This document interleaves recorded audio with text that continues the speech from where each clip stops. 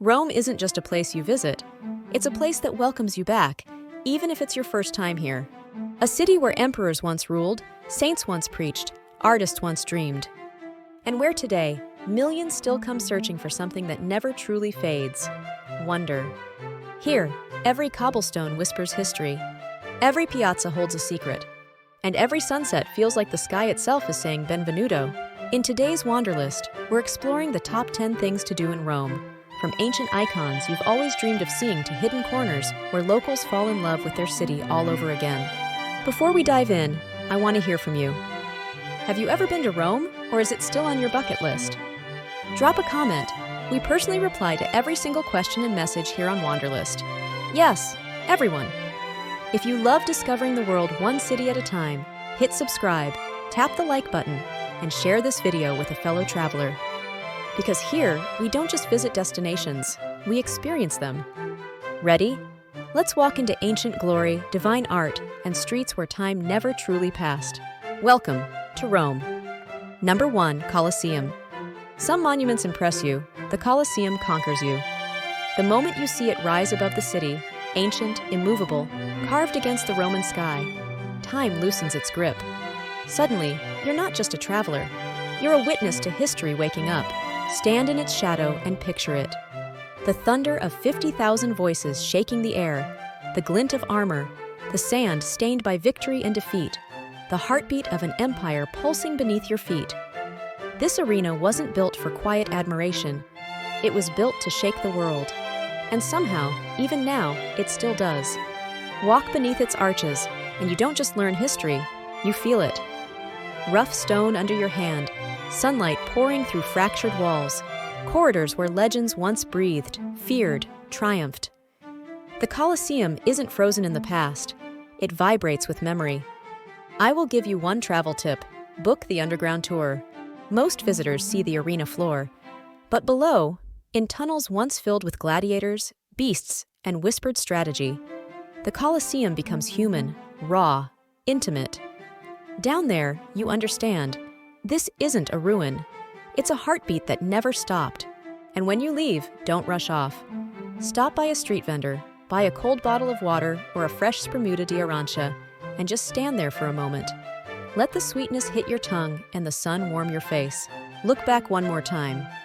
Empires fall, eternity stays. Rome doesn't introduce itself here, it declares itself. Number 2, Roman Forum and Palatine Hill. Just steps from the Colosseum lies the Roman Forum, where emperors ruled, philosophers debated, and the world's greatest empire once pulsed with daily life. Walk through fallen columns and ancient pathways, and imagine the crowds, the markets, the ceremonies. History here doesn't whisper, it speaks loudly, proudly, relentlessly. Climb up to Palatine Hill, the birthplace of Rome, and you'll be rewarded with sweeping views over the Forum and beyond. Red rooftops, church domes, the symphony of Rome stretching to the horizon. It's peaceful, golden, timeless. Now here's a local insider tip. Mornings here are magic. Go early when the sun is soft and the crowds are thin. You'll hear birds, not voices. You'll feel Rome breathing in silence, just for you. When you leave, walk slowly. There's something sacred about this place. It's not just ruins, it's the foundation of Western civilization. If you pause long enough, you can almost hear a Roman senator saying, "Carpe diem." Take that advice to heart. You're in Rome. Number 3, Vatican City and St. Peter's Basilica. Welcome to the spiritual center of Catholicism and one of the most breathtaking architectural spaces on earth, St. Peter's Basilica. The size alone humbles you, but the emotion? That's something you can't prepare for. Marble angels, golden altars, soaring ceilings. Beauty here feels divine. Stand before Michelangelo's Pietà, and time stops. Climb the dome, and the city reveals itself. Terracotta rooftops, narrow streets, the Tiber winding like a quiet story. The Vatican has a way of making you feel small, yet deeply connected to something vast. Now, here's your taste of Rome tip. After your visit, resist the temptation to eat right in Vatican Square. Instead, walk 10 minutes to a tiny backstreet cafe and order a gelato, pistachio or hazelnut if you want to feel truly Roman, or a classic stracciatella. Sit, savor, Watch locals talk loudly with their hands. That's Rome. And if it's afternoon?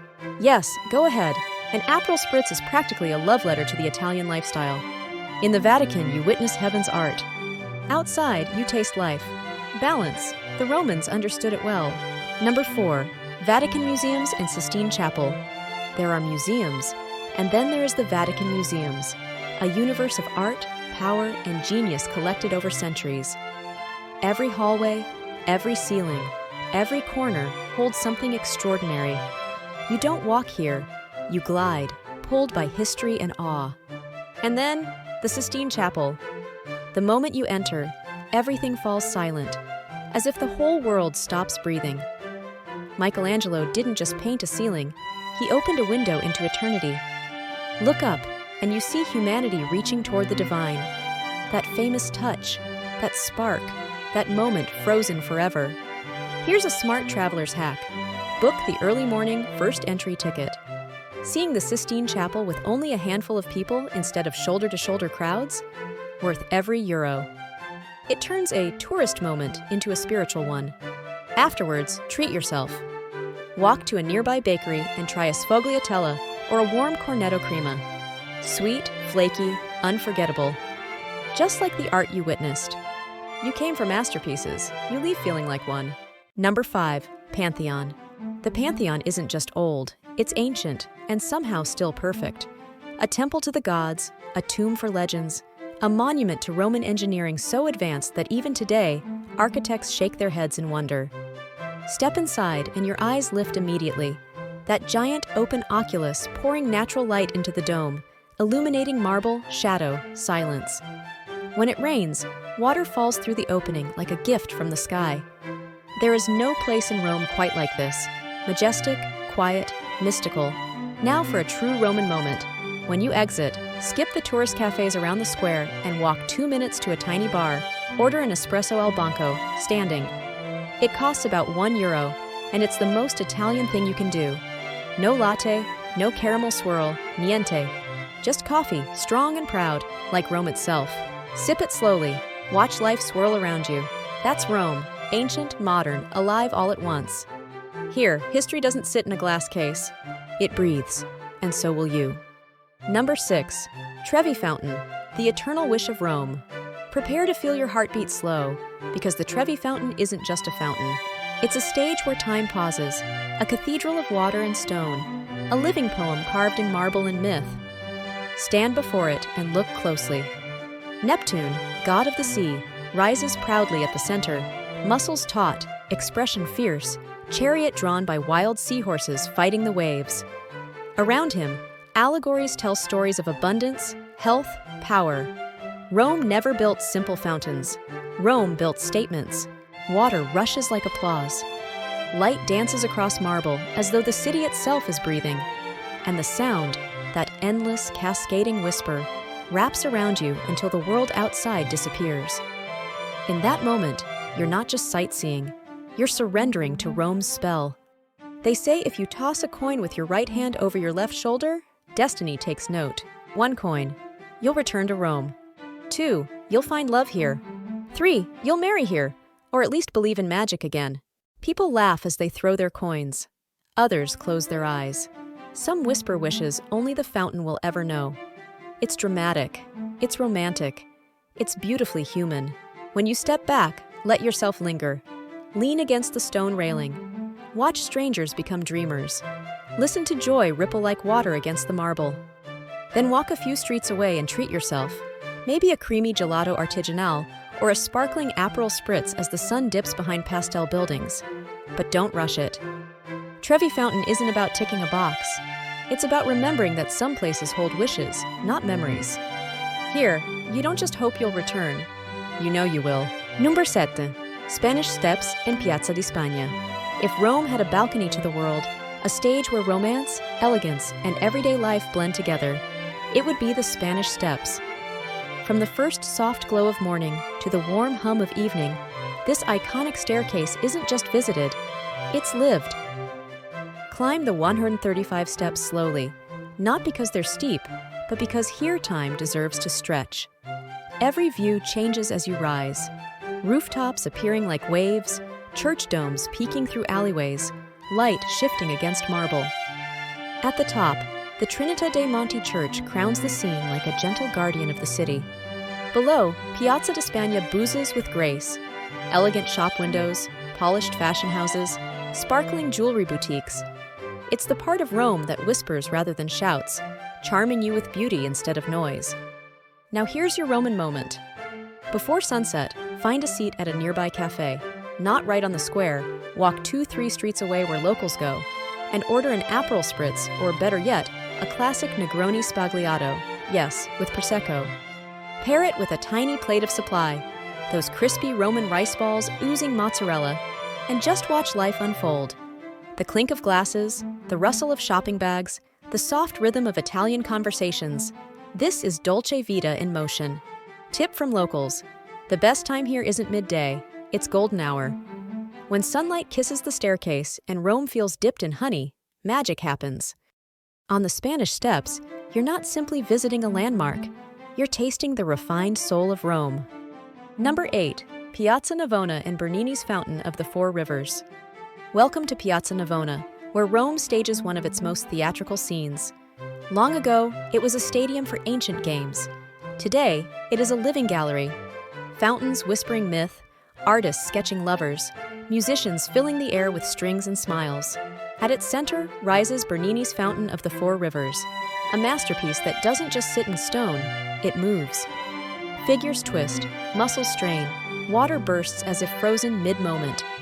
Every detail vibrates with drama. This is art that breathes. Now let the square embrace you. Walk slowly. Let the street artists tempt you with watercolors. Peek into churches where ceilings glow like heaven spilled onto plaster. And when hunger calls, oh, this is where Rome spoils you. Do not eat right in the center. Instead, wander behind the piazza and look for a trattoria with handwritten menus taped to the door. Order cacio e pepe or amatriciana and promise yourself you'll never again underestimate simplicity. Real Roman food isn't fancy. It's honest, bold, unforgettable. And yes, gelato time again. Look for a gelateria where flavors are muted, not neon.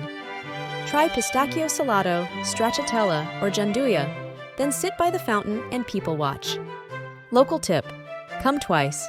Once during the day when the piazza sings, and once at night when lanterns flicker and everything slows into a gentle heartbeat.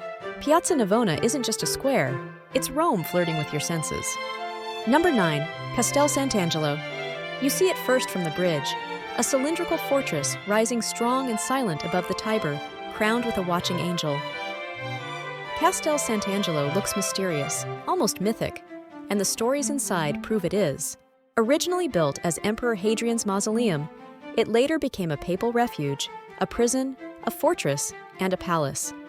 Walk through stone corridors and spiral staircases, and it feels like history curls around you. Narrow hallways whisper secrets, rooms hold echoes of prayers and power, and from the terraces, Rome stretches like a painting. And here's a fascinating detail. A hidden passage connects the castle to the Vatican, the Pozzetto di Borgo, once used by popes to escape danger.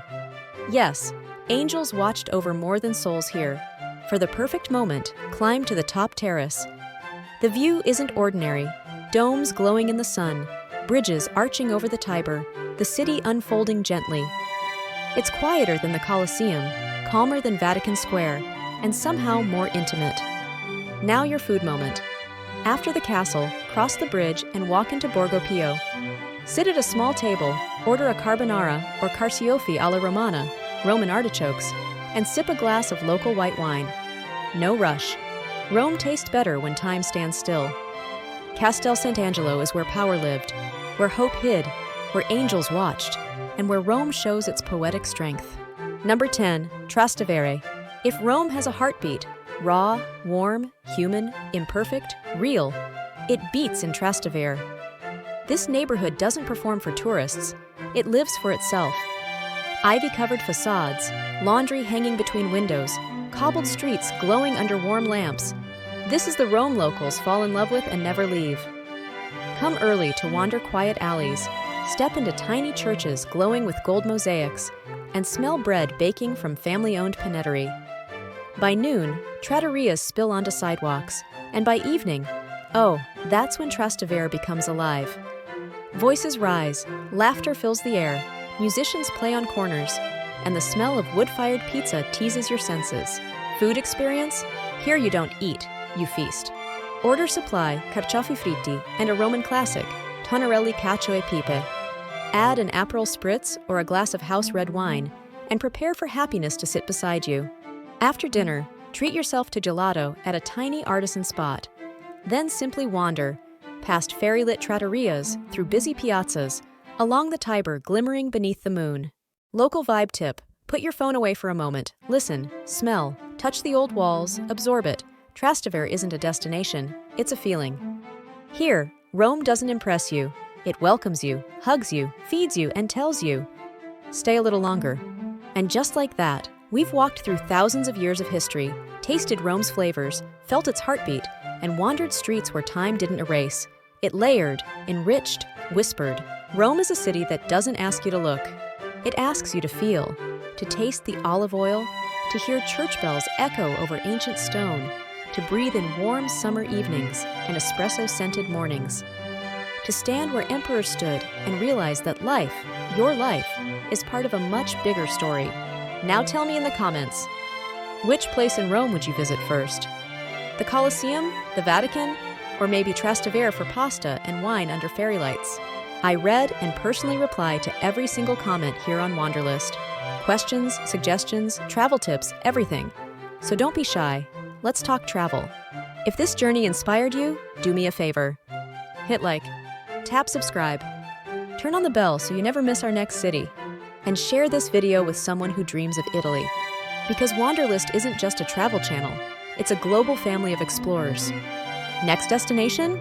Somewhere unforgettable. Stay tuned, the world is waiting.